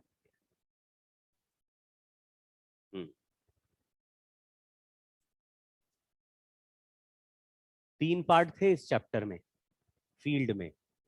पहले पार्ट में हम स्ट्रेट वायर की मैग्नेटिक फील्ड निकाल रहे हैं। दूसरे में सर्कल में ही दो रिजल्ट लिखे हैं, एक सर्कल के सेंटर पे मैग्नेटिक फील्ड, एक सर्कल के एक्सिस पे मैग्नेटिक फील्ड। दो ही फॉर्मूले बिल्कुल लल्लू हैं, लेकिन दोनों इंपॉर्टेंट याद रखने। तीसरा रिजल्ट हम लोग करेंगे सोलेनॉइड का। सोलेनॉइड का करेंगे। बस तीन रिजल्ट है। सोलेनॉइड का रिजल्ट भी हम लिख रहे हैं, वो हमारे मतलब ये फाइनाइट सोलेनॉइड का है नहीं, तो कौन सा वाला? इनफाइनाइट वाला है, जो आगे एम्पियर्स लॉ में दिखेगा। तो सोलेनॉइड का रिजल्ट लिख दे रहे हैं। सोलेनॉइड का आंसर ये रहा। ये एक ऐसा सोलेनॉइड लिया, magnetic field due to a solenoid, इसके अंदर कहीं पर मैग्नेटिक फील्ड निकालेंगे। सोलेनॉइड एक सिलेंडर के फॉर्म में दिखाई देगा आपको, जिसके ऊपर क्लोजली पैक्ड वायर का ऐसा कॉइल लपेटा होगा। इसमें total number of turns n है, तो ये टोटल टर्न्स लिखे हैं, लेकिन जो फेमस टर्म है इसमें वो है number of turns per unit length, यानी टोटल टर्न्स को आप सोलेनॉइड की लेंथ से डिवाइड कर दो तो आ जाएगा number of turns per unit length, यही दिया रहता है। अगर एकदम क्लोजली पैक्ड सोलेनॉइड है तो number of turns per unit length की जगह विड्थ ऑफ वायर भी दे देता है कभी कभी। अब आप इसका लॉजिक पकड़ना, अगर क्लोजली पैक्ड है, क्लोजली पैक्ड किसको कहते हैं कि वायर का एक टर्न लगाया और दूसरा टर्न दूर से नहीं पास हो रहा, वो भी पहले वाले टर्न से चिपक के पास हो रहा है, और तीसरा टर्न सेकंड वाले से, समझ गए क्या? तो ऐसी स्प्रिंग है जिसके हर कॉइल को दूसरे कॉइल से सटा के लपेटा गया है, ठीक है ना। तो अगर मान लीजिए वायर का खुद का थिकनेस, वायर एक डायमीटर होगा वायर का ना, तो वायर खुद भी सिलेंड्रिकल तो होते ही, उसको ऐसे गोल घुमा रहे, तो वायर का थिकनेस अगर मान लो x है तो दूसरे वायर का थिकनेस भी क्या हो जाएगा, और तीसरे वायर का थिकनेस भी हो जाएगा x, ऐसे x x x थिकनेस के वायर चलेंगे। तो अगर मैं टोटल लेंथ को L बोलूं तो यहां पे L लेंथ मतलब टोटल नंबर ऑफ टर्न्स अगर निकाले, या यूनिटरी मेथड से देखें तो 1 मीटर का लेंथ लूं, 1 मीटर का, तो हर टर्न का थिकनेस अगर x है तो टोटल 1 मीटर में नंबर ऑफ टर्न्स कितने होंगे, तो number of turns per unit length equal to unit length divided by thickness, एक टर्न का थिकनेस। कुछ समझे क्या? तो 1/x करेंगे तो उसका मीनिंग भी यही आ जाता है, क्या आ जाता है, 1 मीटर लिख दिया और x मीटर लिख दिया। x इज थिकनेस या diameter of the wire. HCV में एक सवाल दिया है जिसमें नंबर ऑफ टर्न्स नहीं दिया, बोला जो वायर यूज कर रहे हैं उसका थिकनेस 1 मिलीमीटर का है और क्लोजली पैक्ड बनाया, बताओ सोलेनॉइड के अंदर मैग्नेटिक फील्ड कितना है, तो नंबर ऑफ टर्न्स की जगह, समझ रहे हैं, अगर एक वायर का थिकनेस 1 मिलीमीटर है तो 1 मीटर में कितने नंबर ऑफ टर्न्स बैठ जाएंगे, अगर क्लोजली पैक्ड बनाओगे 1 मिलीमीटर का तुम थिकनेस क्रॉस करते हुए जाओगे, 1 मीटर में 1000 टर्न्स बैठ जाएंगे, समझ गए। तो 1 मीटर में जो नंबर ऑफ टर्न्स हो गए उसको क्या बोलेंगे, number of turns per unit length, क्योंकि 1 मीटर तो यूनिट लेंथ हो गया, समझ गए क्या? ठीक है, तो वो 1/x कर दीजिए, x को मीटर में लिख दीजिए, अपने आप आंसर आ जाएगा, ठीक है। वैसे मैग्नेटिक फील्ड का तरीका क्या है निकालने का, फॉर्मूला डायरेक्ट बता रहा हूं, डेराइव नहीं करेंगे, डेरिवेशन कोई पूछता नहीं, ये रिजल्ट भी पूछा जाए इसका चांस भी बहुत कम है। ये वाला सोलेनॉइड का 2 रिजल्ट हैं, एक लॉन्ग सोलेनॉइड यानी इनफाइनाइट लेंथ के सोलेनॉइड का, वही सिलेबस में है, वही पूछते हैं। हम कौन सा वाला लिख रहे हैं, छोटे सोलेनॉइड का रिजल्ट लिख रहे हैं, ठीक। तो छोटे सोलेनॉइड में फाइनाइट लेंथ का सोलेनॉइड है और हमें यहां मैग्नेटिक फील्ड पता लगाना है, ये कोई पॉइंट P है, तो आप P पॉइंट को ऐसे परपेंडिकुलर सरफेस पे ड्रॉप कर दो और दोनों एंड्स को ऐसे ज्वाइन कर दो, ये एंगल हो गया अल्फा, ये एंगल हो गया बीटा, और इसके number of turns per unit length का वैल्यू n गिवन होगा आपको, n गिवन है, फॉर्मूला है B is equal to mu not NI/2 sine alpha plus sine beta. अब अगर इनफाइनाइट सोलेनॉइड बनाएंगे तो ये एंड कहां चला जाएगा, इनफाइनाइट डिस्टेंस में चला जाएगा, तो बीटा एंगल बढ़ के क्या हो जाएगा, और उधर का अल्फा एंगल भी बढ़ के क्या हो जाएगा, दोनों साइड 90 कर दे तो साइन अल्फा और साइन बीटा के वैल्यू क्या हो जाएगा। तो इनफाइनाइट सोलेनॉइड का magnetic field mu naught NI है, यही पूछा जाता है। लेकिन अगर सोलेनॉइड के एंड पे खड़े हो तो एक साइड इनफाइनाइट है और दूसरे साइड पे ही मैग्नेटिक फील्ड पूछा, दूसरे एंड पे, तो अल्फा 90 हो जाएगा लेकिन बीटा 0 हो जाएगा, कुछ समझे क्या? तो P पॉइंट को एंड पे रख दे तो उसके दूसरे साइड में सोलेनॉइड है ही नहीं, तो यही आंसर, इसको क्या बोलते हैं, सेमी इनफाइनाइट सोलेनॉइड हुआ तो mu not n I by, लेकिन इसी रिजल्ट को सोलेनॉइड के एंड का रिजल्ट भी बोलते हैं।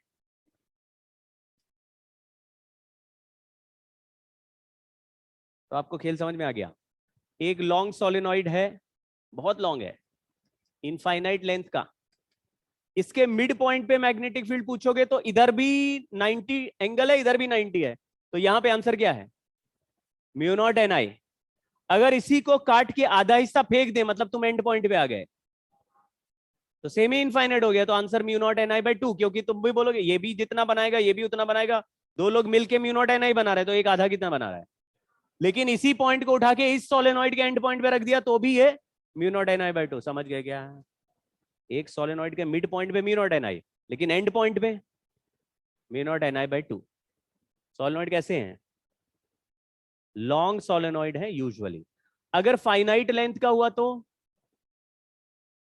आपको बस रिजल्ट याद रखने हैं।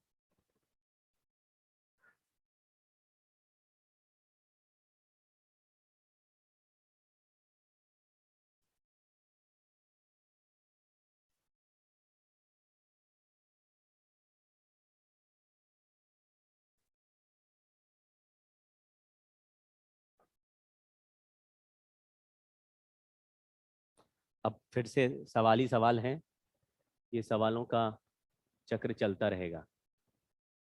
एक ही फोटो है, बड़ा कर दिया क्या है? सेम ही है, सेम। चलिए ट्राई करते हैं। बच्ची फोन रख दो, होशियार हो गई क्या?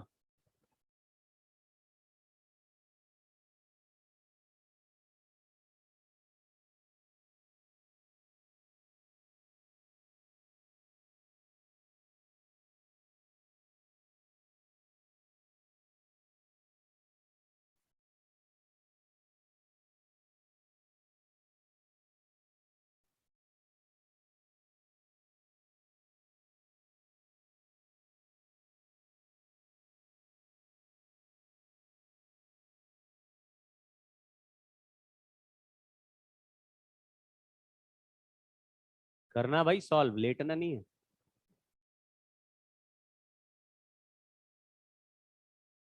अच्छा एक चीज थोड़ा दिमाग में रखिए, ये जो a/2 लेंथ के जो वायर्स बने हुए हैं, ये पॉइंट तो उनके लाइन के सामने है।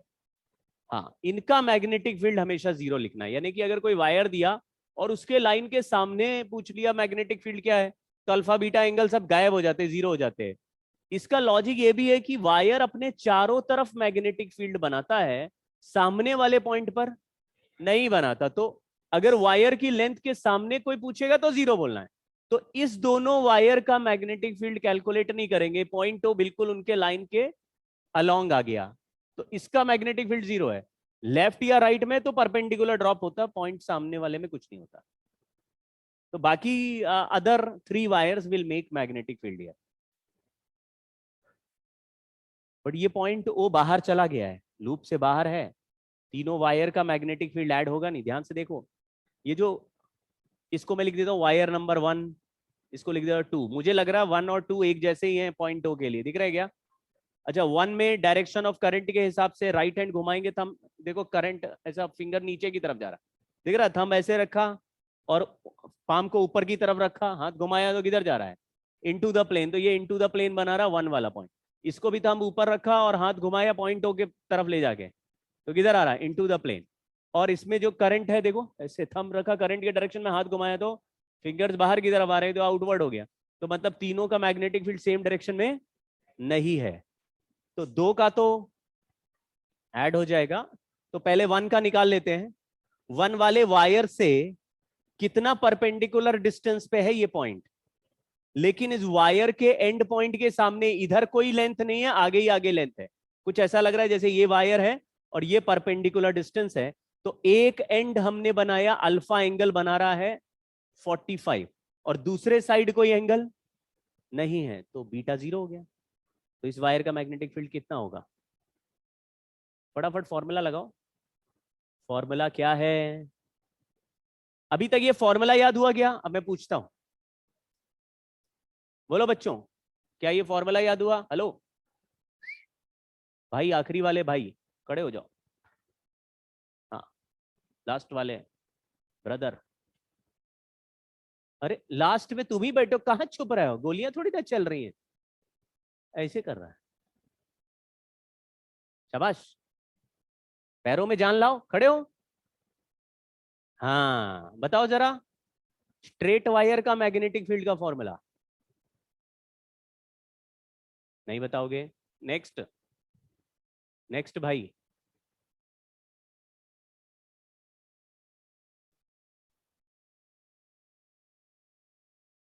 बताओ। अरे उसको नहीं पता, उससे क्या पूछ रहे हो? वो तो पहले ही मना कर दिया, कह रहा आई सरेंडर। तुम बोलो, क्वेश्चन ही नहीं सुना। हाँ, क्वेश्चन क्या था?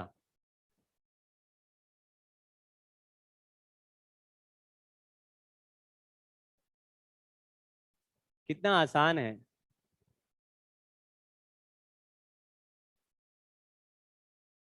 अरे सीधे खड़े हो, क्या हुआ?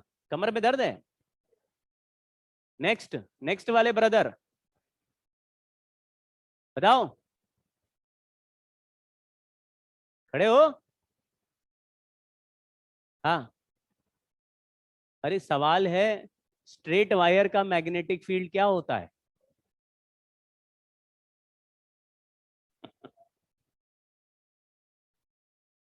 पूरा क्लास निकल गया, कम से कम 20 सवाल कर लिए आज हमने इसी पर बेस्ड। यही फॉर्मूला तो लगा रहे हैं। आज का क्लास तो बेकार ही चला गया तुम लोगों का। क्यों भाई, क्या सीखे? घर जाओगे, पेरेंट पूछेंगे आज कुछ पढ़ाई की? क्या बोलो, झूठ बोलोगे? पूछते, पेरेंट पूछते हैं क्या कि गिव अप कर चुके हैं? वो भी कह रहे कौन यार। पूछते होंगे ना, पढ़ा? क्या पढ़ाया सर ने? पता नहीं, कुछ बोल दो। सर तो पढ़ा रहे थे, हम नहीं पढ़ रहे।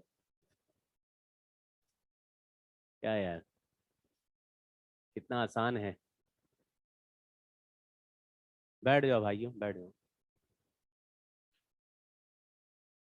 तो इस वायर का मैग्नेटिक फील्ड निकाल दिया आप लोगों ने। इसलिए कुछ दिन के बाद जो पढ़ रहा है उसको पढ़ाते हैं भाई। तो क्या करेंगे अब बताओ? पूरे क्लास में तो दम लग गया हमारा, बहुत दम लगा, और एक शब्द, एक फॉर्मूला तक नहीं याद कर पाए।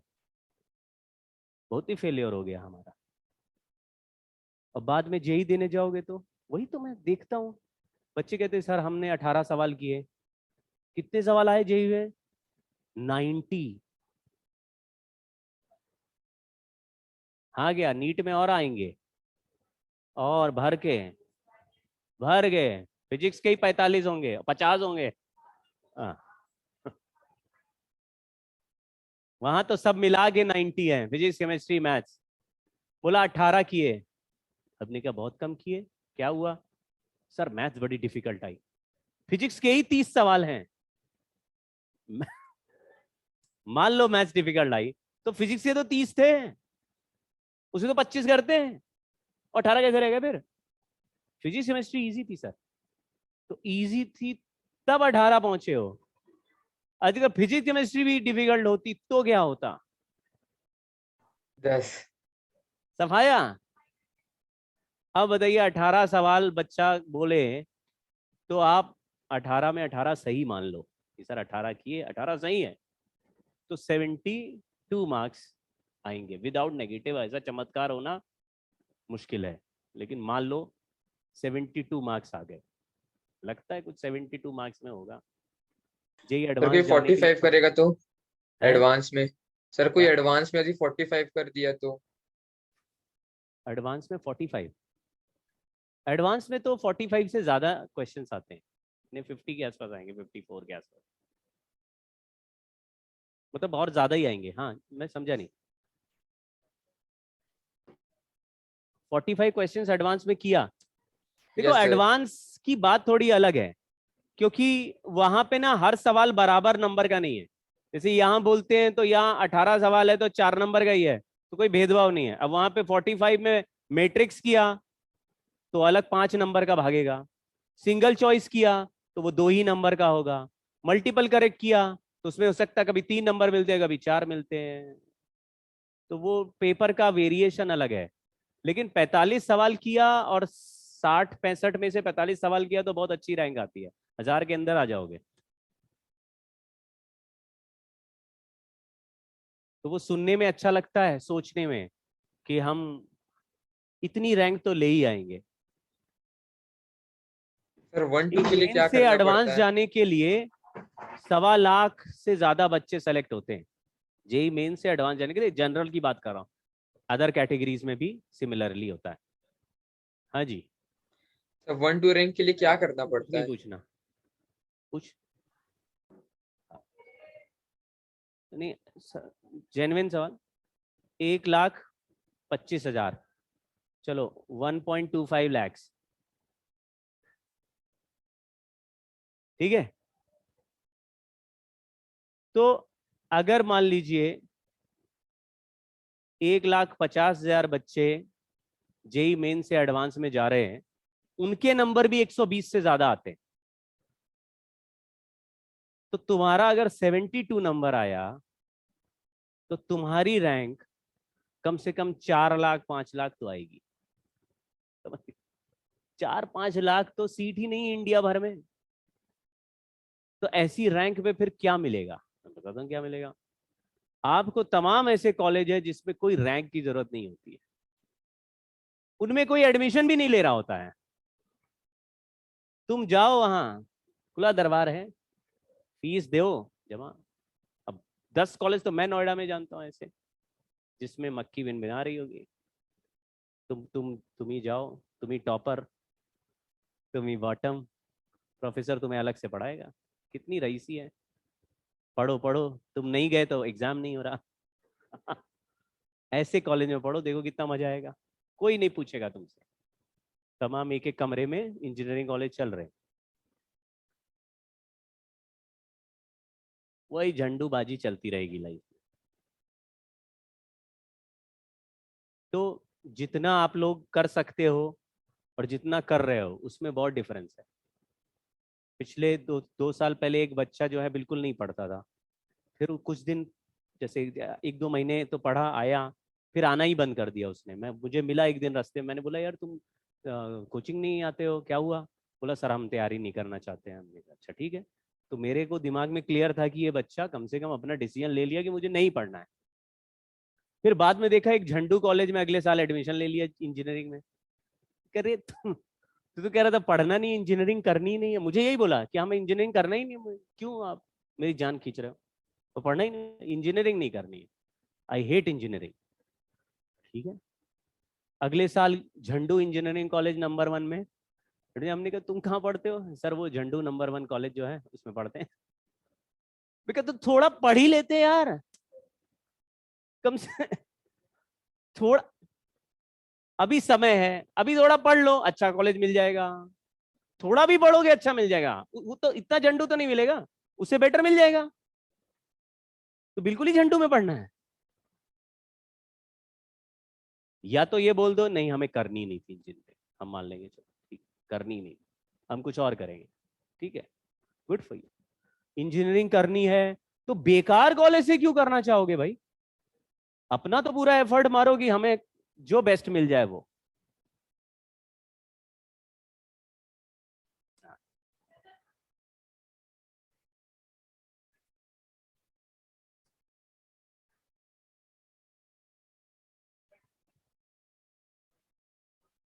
इसमें आगे कुछ सवाल हैं जिसको मैं आपको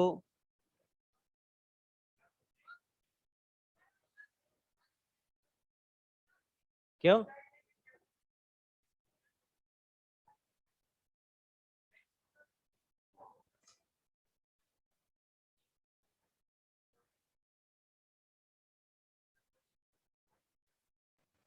सर सर हाँ जी, सर डाउट है।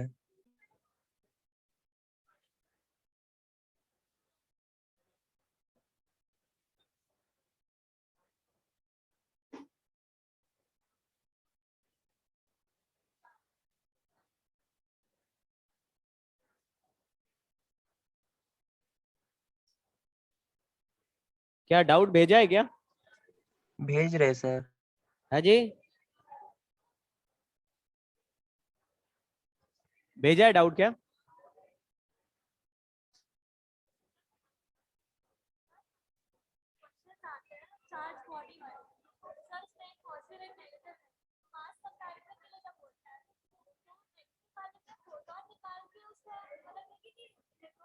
हमेशा इलेक्ट्रॉन हमेशा ज्यादा रहेगा। हाँ लेकिन प्रोटॉन निकलते नहीं ना हमेशा। सर आज कहाँ मीटअप भेजे है? हो? सर भेज दिया सर। अच्छा एक मिनट, बहुत सारे भेज दिए हो। लिखा है इन हाइड्रोजन एटम इलेक्ट्रॉन मेक्स, एक मिनट, कितना रेवोल्यूशन अराउंड न्यूक्लियस। अरे यार ये बताओ, अगर एक रेवोल्यूशन का टाइम निकालना हो, क्या बात कर रहे हो, तो सवाल इजी है भाई।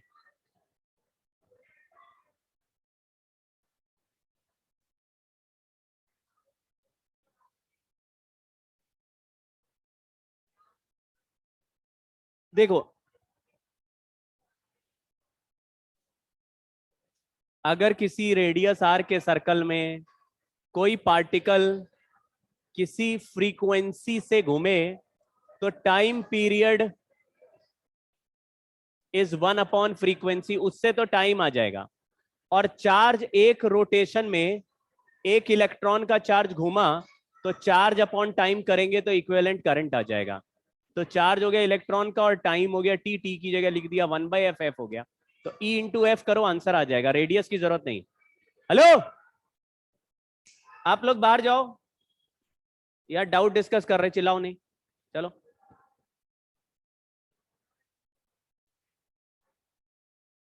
हाँ, in order to quadruple the resistance of uniform wire, a part of length was uniformly stretched till the final length of the wire is 1.5 times the original length. तो हमने क्या लिखा, इसमें फोटो भी बना हुआ है वैसे, तो मैंने क्या करा कि x का जो पूरा लेंथ l था उसमें से इसके किसी x पार्ट को खींचा तो l माइनस एक्स वाला पार्ट तो इतना ही रहा, तो l माइनस एक्स तक तो लेंथ इतना ही है, और रिमेनिंग x को इतना खींचा कि टोटल लेंथ बढ़ के 1.5 l हो गया। तो मतलब ये वाला लेंथ हो गया 1.5 l, इतना लेंथ है l माइनस एक्स, तो minus l minus plus x, क्योंकि टोटल 1.5 है और ये l माइनस एक्स है, तो ये वाला length 1.5 l minus l plus x हो गया, यानी कि 0.5 l प्लस एक्स हो गया। तो आपने देखा कि जो पार्ट x लेंथ का था उसका लेंथ हमने 0.5 l प्लस एक्स कर दिया। क्वेश्चन पूछा है कि कौन हाँ ठीक है, तो और टोटल रेजिस्टेंस क्वाड्रपोल हो गया। टोटल रेजिस्टेंस क्वाड्रपोल का मतलब है कि इसका तो रेजिस्टेंस R1 था, ये R2 था, ये R1 वाला R1 ही रहा, और ये R2 वाला total resistance 4R1 plus R2 हो गया, और ये उसमें से R1 में माइनस कर दूं तो ये जो R2 वाला नया रेजिस्टेंस है R2 डैश। आप सवाल समझ पा रहे हो, कहानी समझ गए क्या? Yes sir. इतना लेंथ सेम एज बिफोर है, इतना लेंथ सेम एज बिफोर है, तो उसका रेजिस्टेंस R1 था तो R1 ही रहेगा। R2 वाला रेजिस्टेंस ऐसा हो गया कि total resistance R1 plus R2 का 4R1 प्लस R2 क्वाड्रपल कर दिया हमने, तो यहाँ पे 4R1 plus R2 minus R2 करेंगे तो 4R1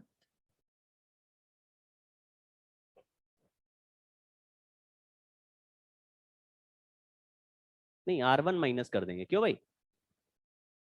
देखो ये रेजिस्टेंस है R1 plus R2 dash equal to 4 times of R1 plus R2, ये बात समझ गए क्या? हाँ sir. R1 plus R2 dash ये नया रेजिस्टेंस हो गया जो कि पहले टोटल रेजिस्टेंस का 4 टाइम्स है, तो R2 डैश का वैल्यू आया 4R1 plus R2 minus R1, इधर से R1 को उधर ले जाके माइनस कर दिया, तो 4R1 नहीं, यहाँ पे बचा 3R1 plus 4R2, R2 dash का वैल्यू हो गया। अब यहाँ पे x का वैल्यू बदल के 0.5L प्लस x हो गया, तो रॉड का लेंथ में रेजिस्टेंस R2 डैश हो गया। तो हम लोग लिखेंगे rho L by A is equal to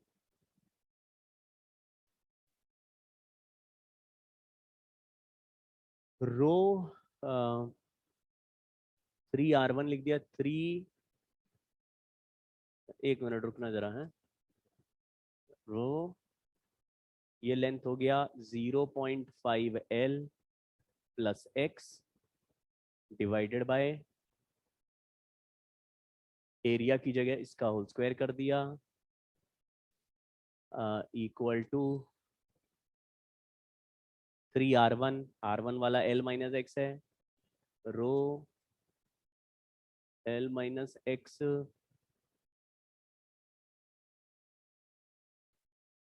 क्या कर रहा हूं मैं, यहाँ का एरिया A है, यहाँ का एरिया A1 है,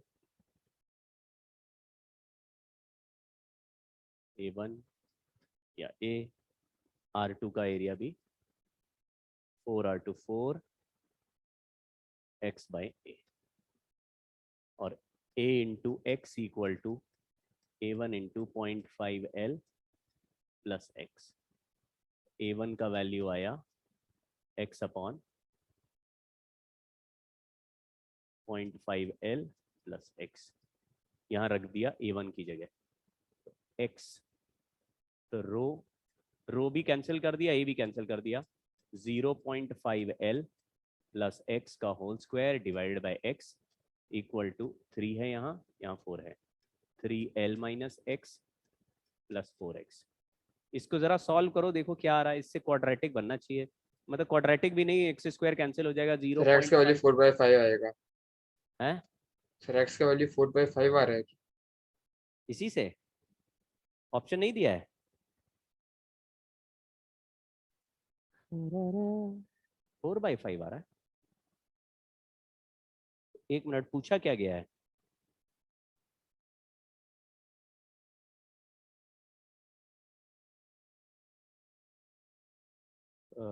द पार्ट ऑफ वायर 4/5 आ रहा है,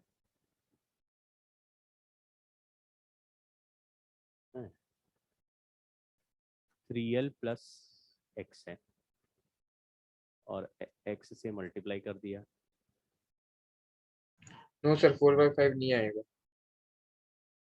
0.5L प्लस एक्स का होल स्क्वायर इक्वल टू कितना था, 3LX प्लस एक्स स्क्वायर, तो L square by 4 plus x square plus 2LX by 2 equal to 3LX plus x square काट दिया, LX को इधर ले गए, 2LX equal to L square by 4, L से L काटा, x का वैल्यू आया L बाई 8, 1/8 आ रहा भाई, 1/8 वाला ऑप्शन ठीक होगा, क्या दिया ठीक, यस सर 1/8 है। ठीक है ना।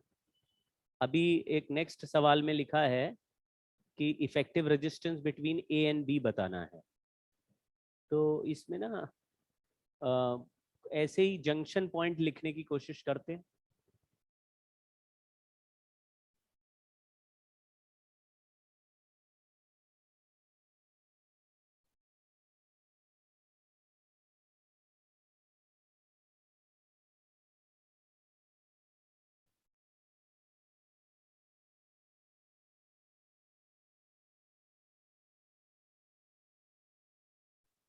यहाँ पे A लिखा हुआ, तो यहाँ पे मैं A लिख देता हूँ, यहाँ भी A लिख देता हूँ, यहाँ पे कुछ C लिख देता हूँ, ये सारे C हो गए, और इस पॉइंट पे कुछ D लिख देता हूँ, ये भी D हो गया, यहाँ पर भी D हो गया, ठीक है। तो अब ये एक दो रेजिस्टेंस तो ए से डी हो गया और एक रेजिस्टेंस डी से बी हो गया, ठीक है, और ए से सी हो गया एक रेजिस्टेंस, डी से सी हो गया और सी से बी एक रेजिस्टेंस हो गया। तो ऐसे करते हैं, ए बी सी डी 4 हो गए, तो व्हीटस्टोन ब्रिज बन सकता है। तो एक यहाँ से ए से गया डी पे, आर और आर मिलके हो गया R/2, ये दोनों रेजिस्टेंस क्रॉस हो गए। फिर ए से सी भेज रहे हैं, तो ए से सी एक ही रेजिस्टेंस जा रहा है, यहाँ पे लिख दिया आर। सारे नहीं सब अलग अलग है, सॉरी सब अलग अलग है। तो 30 और 6, यहाँ 30 लिखा है, यहाँ 6 लिखा है, तो 30 और 6 पैरेलल में हो गया। 30 × 6/36 कैंसिल किया तो ये 6 है, ये कैंसिल किया तो 5 है। तो मतलब यहाँ का रेजिस्टेंस 5 हो गया, नीचे का रेजिस्टेंस 10 है, यहाँ पे सी लिख दिया। अब डी से सी 2 रेजिस्टेंस हैं, तो ये दोनों को पैरेलल में ऐड कर दिया, 10 और 5 को ऐड कर दे तो 5 × 10/15 हो जाएगा। तो हमारा कैंसिल करने पर ये वैल्यू 10/3, तो डी से सी के बीच में लगा दिया 10/3। ये दोनों रेजिस्टेंस भी हट गए, ये भी हट गया, मतलब ये लगा दिया, कंसिडर हो गया। अब सी से बी है एक और डी से बी है, तो डी से भी एक ही रेजिस्टेंस है 4 और सी से भी एक रेजिस्टेंस है 8, यहाँ पे लिख दिया। 5 और 10 4/8 का रेशो सेम है, तो 10/3 हट गया, तो 5 और 4 9 हो गया, 10 और 8 18 हो गया। 9 × 18/9 + 18 यानी कि 9 × 18/27, 3 6 किया 6 आंसर, ठीक है।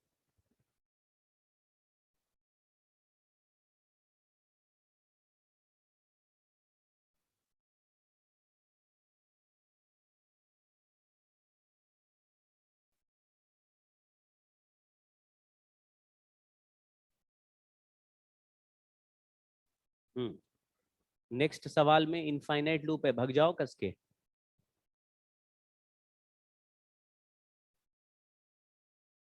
ऐसे वाले सवाल जिसमें बोला जाए कि पीछे कितना रेजिस्टेंस लगा दें कि नंबर ऑफ लूप्स पे डिपेंड नहीं करे, इसका मतलब है कि इनफाइनाइट लूप का भी वही आंसर आए जो एक लूप का है, जो 2 लूप का है।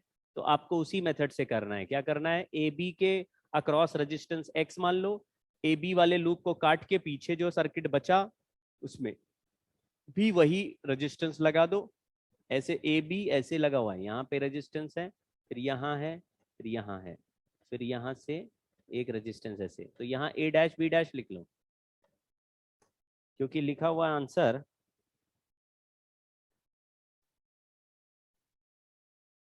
कि बोल रहा है कि ए बी जो सी डी पे एक ऐसा रेजिस्टेंस लगाएं जिससे कि सेम आंसर आए, नंबर ऑफ एलिमेंट्री सेट्स पे डिपेंड नहीं करे। तो इसका मतलब है कितने भी लूप से आंसर सेम आएगा, तो एक लूप हटा के भी आंसर सेम आएगा, 2 हटा के भी आंसर सेम आएगा, क्योंकि आंसर नंबर ऑफ लूप्स पे डिपेंड नहीं कर रहा। तो सेम इनफाइनाइट लूप्स ऐसे दियो या आखिरी में कोई लगाना हो तो इसको x मानो और यहाँ पर भी क्या मान लो x, क्योंकि अगर ये आखिरी में सी डी के ऊपर भी x रेजिस्टेंस लगाओगे और पूरा आंसर वही आएगा जो नंबर ऑफ लूप्स पे डिपेंड नहीं करता, इसका मतलब है ए बी के अक्रॉस भी आंसर x ही आएगा।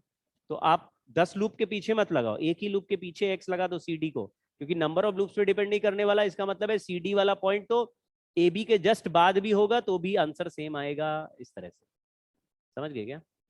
इनफाइनाइट लैडर वाला मतलब सॉल्व कर लो।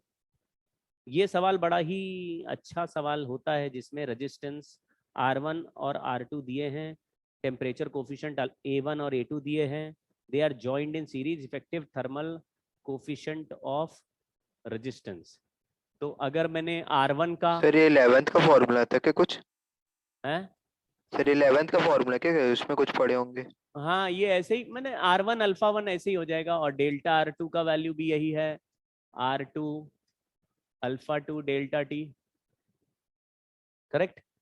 अब बोल रहा है ये दोनों सीरीज में लगे हुए हैं, तो सीरीज में R = R1 + R2 होता है, इसका मतलब डेल्टा R का value delta R1 + delta R2 होता है। तो हम लोग डेल्टा R को लिखेंगे R alpha effective delta T = R1 alpha 1 + R2 alpha 2 delta T।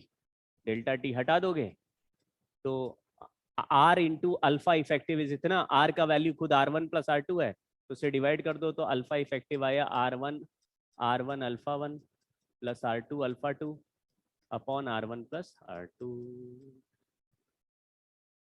समझ गए क्या? बस खत्म हो गई कहानी। ठीक है, समझ गए? सर ये वाला वापस बता दीजिए। ओए चुप कर, क्यों? सर क्या ये समझ में समझ में आया कि किसी भी रेजिस्टेंस में टेम्परेचर बदलने से उसका कैसे रेजिस्टेंस चेंज हो जाता है? Yes sir. ये भी समझ में आ गया? क्योंकि Yes, sir. सीरीज कॉम्बिनेशन बोल रहा है तो ऐसे लिखना पड़ेगा R is equal to R1 plus R2, इसको डिफरेंशिएट कर दो तो delta R is equal to delta R1 plus delta R2।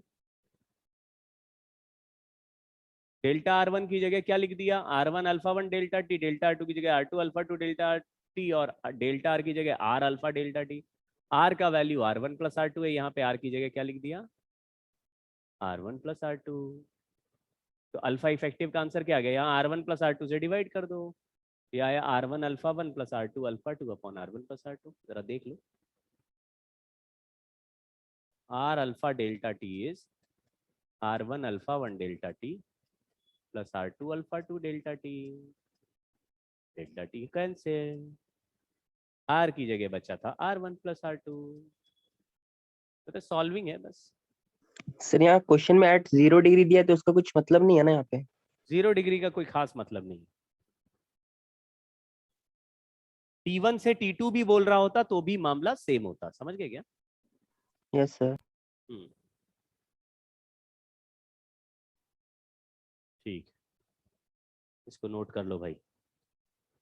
हो गया नोट?